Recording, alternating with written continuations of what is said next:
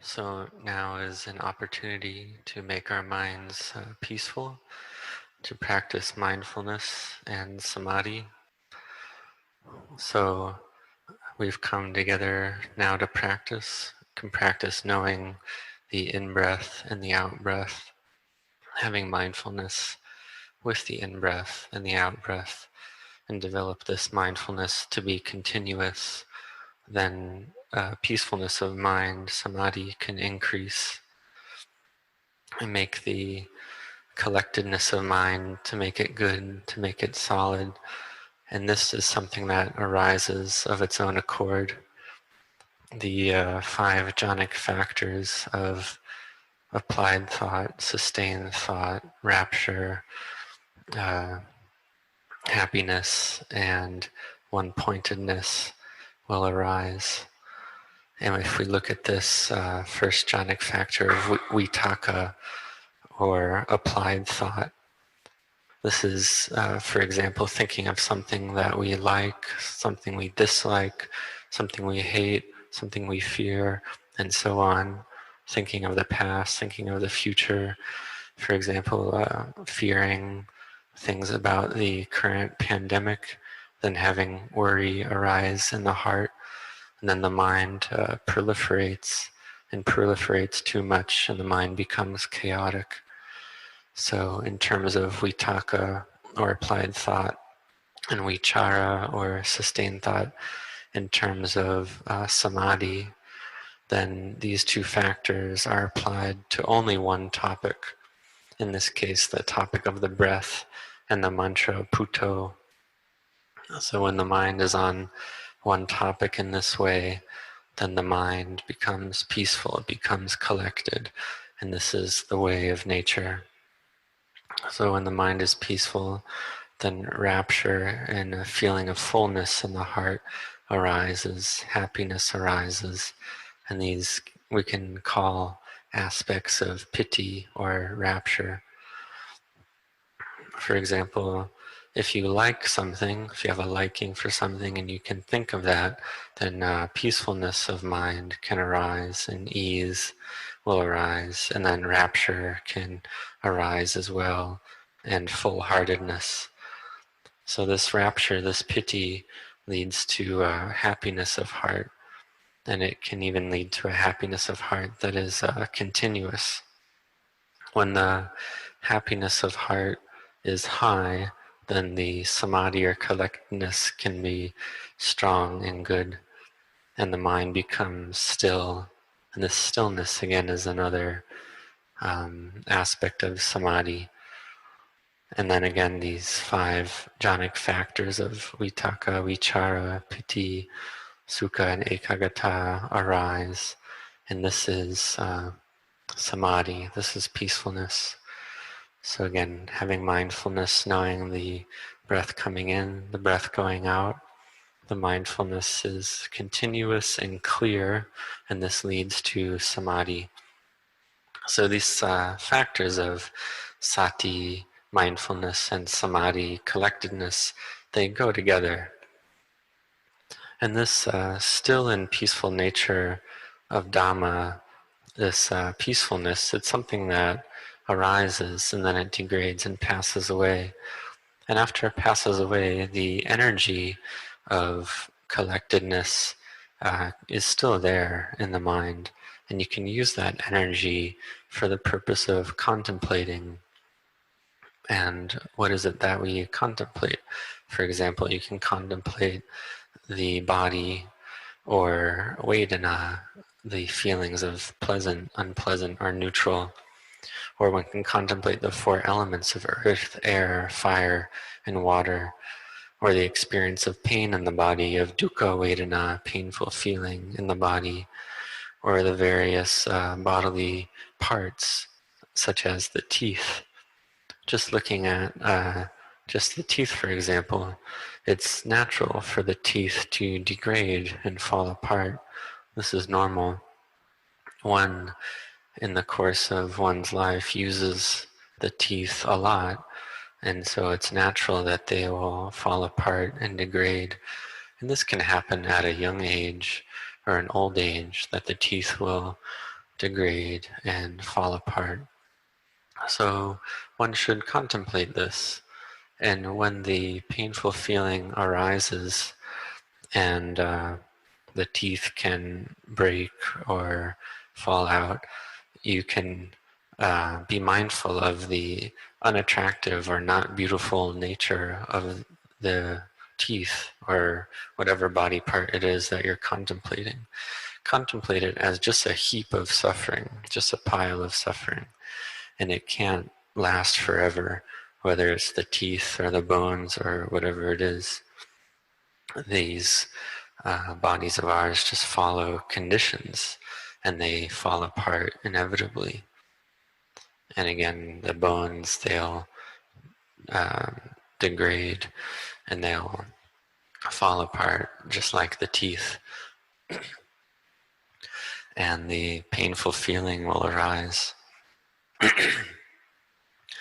So we use our teeth a lot to eat, and when they degrade, it hurts, it's painful. When they fall apart, there can be a lot of pain that arises.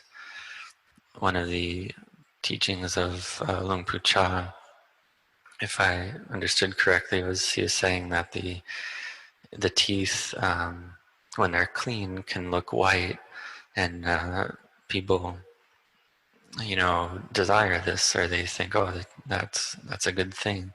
But then later, maybe they don't realize the teeth will cause pain. And there's a story about Luang Pu Cha regarding his teeth. So Luang Pu Cha had some teeth problems, and then some teeth were bad or rotten, and he had them removed.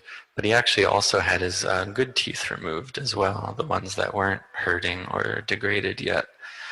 He just wanted to take out all the teeth at once. And the doctor at the time didn't actually want to do this. But Luang Pu Cha said he would take responsibility for this procedure. And he said that down the road, the good teeth will just degrade and become rotten as well. And he'll just have to come back over and over again to keep having the teeth pulled out. So he just said to take them all out at once. And so this happened, and there was a lot of blood coming out of his gums and a lot of pain occurring. And Luang Pu Cha did not eat for about 7 days. But the mind of Luang Pu Cha was above feeling, was above the world. He was one with a lot of samadhi, a lot of collectedness of mind, a lot of wisdom, and therefore his mind had great strength. And Luang Pu Anan had the same type of problem where he had 4 days and 4 nights where he couldn't sleep due to the great pain in his teeth. So this dukkha vedana, this painful feeling, how is it we can contemplate the nature of our teeth and our bones, and their nature is to get problems and to fall apart. And so we can pay attention to this nature that our bodies have drawbacks, and contemplate the downsides, the drawbacks of the sankharas, of the all conditioned phenomena, and see that dukkha, this stressfulness, this unsatisfactoriness is there. And even more dukkha is waiting for us. We can even just look at the second hand on a clock and see that illness, old age, and death are coming for us. They're waiting for us. And then just thinking about the different organs of our bodies, like the brain, the mouth, the teeth, the bones, all the different internal organs, the skin, they all have their own diseases that they get. This is their nature. And one day the body can get in so much pain and have so much illness that we won't want to live anymore. We won't want to exist in these bodies. And some people even wish for death. due to the great pain and illness occurring in their bodies. Like their bodies are still alive, but they wish for it to end due to the pain and discomfort. And this can be compared to being in a house that's on fire, a burning house. So we must practice the Dhamma. Practice now while you can, and practice as a way to prepare the mind for these experiences which are inevitably coming for all of us. And don't be heedless. Don't lose your mind in going out for things outside of oneself. Don't let the mind run after external things. Practice mindfulness, practice collectedness, and practice contemplation. Contemplate old age, sickness, and death.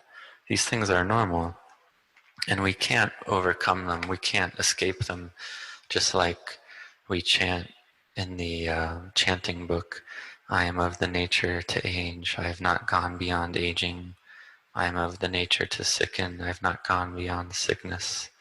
I am of the nature to die, I have not gone beyond dying. And this is a way to arouse wakefulness in oneself, contemplating in this way. And also to remember that one can't have a strong body at all times. It'll fall apart. You can't always have good strength and good health.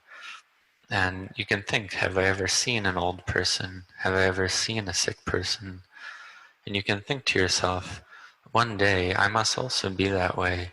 I must also be old, I must also be sick. And really think, and whether using your memory or present moment experience, just ask, have I seen an old person? Have I seen a sick person? And bring this reality, bring this back to oneself, and see that this body of mine, it's not different than their body. My body and others' bodies, they're not different at all. They all degrade into illness.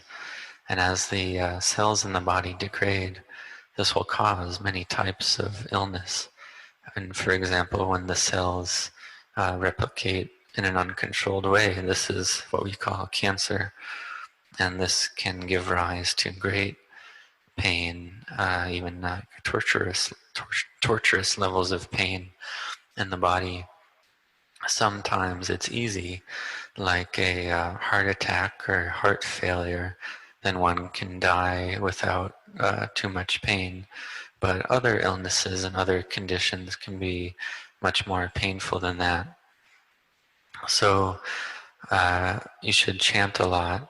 Even some individuals will chant, they chant Itipiso, the praises of the Buddha, 84,000 times, and do this 2 rounds of 84,000 repetitions of the Itipiso chant. And there was one individual, an older disciple of mine who was 80 years old, and her body was in a severe condition. It was breaking apart, but her face was bright and looked happy, and she had this strength of mind to fight with the feelings occurring in her body, and she had collectedness, she had samadhi, and she had done this 84,000 repetitions of Itipiso twice. She had done this at an older age, and this had made her mind strong and not heedless. So for us all, we should all chant a lot as well. For example, if you're older, like over 70, you could be at your house all day and have free time and have the occasion to do such a great amount of chanting. Just like this older disciple of mine, listen to me, listen to what I suggested. And she did chant a lot as I suggested. And you could even see her complexion become brighter, and her overall appearance just looking more radiant. And her heart became like that of a deva, an angel or heavenly being. And her whole body and mind became bright. And this is simply because her heart had become bright. And this being an angel or heavenly being, this is something that lives in the heart. It's a quality of having virtue and goodness in the heart.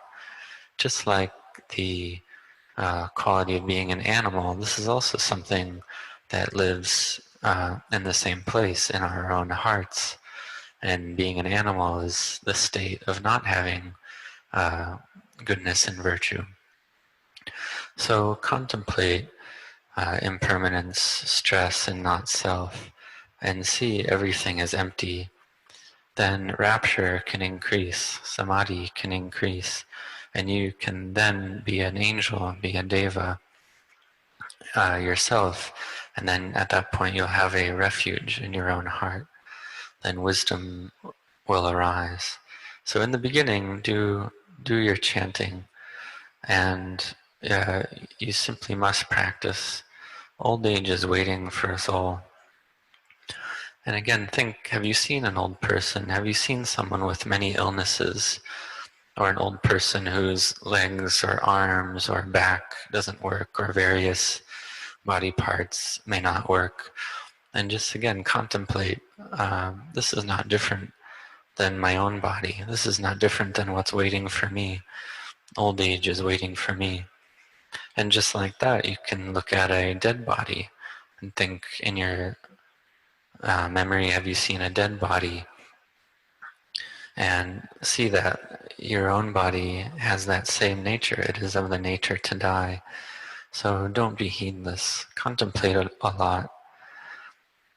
So in this life, this contemplating a lot will build a protection for ourselves. It's like giving ourselves a safe place, a place of protection, like a bunker. Like in a war, people seek out protected places, like bunkers, for instance, and they seek out protection like that. So one should make one's heart protected in the same way. So contemplate anicca, dukkha, anatta, the ever-changing nature of things, their stressful nature, and how they have no owner. Do this a lot. Don't be heedless. See death as normal and natural, and the same for old age and sickness. Just like when the teeth hurt, you can think, well, having cancer would probably be much worse than this. So don't be heedless. Make effort, make a strong effort. Do sitting meditation, walking meditation, do your chanting. Don't miss the morning and evening chanting. Be strict and attend all the morning and evening chanting sessions. Keep practicing every second of the day. Old age and sickness are like torture, and the various illnesses that can arise, there's so many types. Like for instance, especially as one gets older, like over 50 or 60, you can look at the disease of diabetes. Can give rise to great discomfort and pain, or other diseases like high blood pressure or high cholesterol. So especially as one gets older, one should watch out for oily or fatty foods, watch out for one's body, not to be heedless, to take care of oneself, such as doing exercise. And just remember that things are uncertain. One must practice and have collectedness of mind, have samadhi, and practice having the mind not be interested in outer things, not to get lost in outer things. And the Luang Pu Cha taught that letting go is more important than anything else. Of all the different Dhamma teachings, letting go is more important, because this is what will give us freedom from suffering. So contemplate everything as empty. Practice samadhi every day. Don't be heedless. Think of the Buddha. Think of one's respect for the Buddha, one's paying homage to the Buddha, and ask oneself, am I heedless? Old age, sickness, and death are waiting. They're coming for me. and one can recollect the Dhamma. The miracle of the Dhamma is such that you can use the Dhamma to overcome these inevitable experiences of old age, sickness, and death. That is just how miraculous the Dhamma is. So whether or not you have any first-hand experience of these things, it's uncertain. And if you don't have enough strength of mind, then this will cause great suffering, great problems for oneself. So here we all have the faith already. So having this faith, one must put forth effort, practice mindfulness, and give rise to samadhi and then wisdom. So whether one is a monastic, a monk, or a novice, or a nun, one should be strong. So as monastics, we don't do other occupations or other work. So we have this this time in this special situation. We should be sincere and not heedless, and use this good opportunity. And even ask oneself, how can you be heedless? You have such a great opportunity laid out for you. One bows to the Buddha every morning and evening, and even throughout the day. And when one looks at the Buddha on the shrine, one can recollect the great miracle of the Dhamma. So there was one story where Luang Pu had high blood pressure to such an extent that that I couldn't stand. And I thought of the shrine here, or I thought of the shrine with the Buddha image on it, and then my heart felt better. And there was an image of many Buddhas all around, sending loving kindness. And these Buddhas were sending this loving kindness to me, standing in the middle with my hands raised. And then this image of the Buddhas, they had these golden heavenly bodies, and this was a great miracle of Dhamma. And sometimes the mind, so when the mind goes to purity, this is something that's not easy to accomplish. We must train the minds in mental cultivation, and only then will the mind be in a safe place. So make the heart strong, make the heart collected, don't be heedless. Manage your time carefully, manage your time well, be on time for the morning and evening chanting.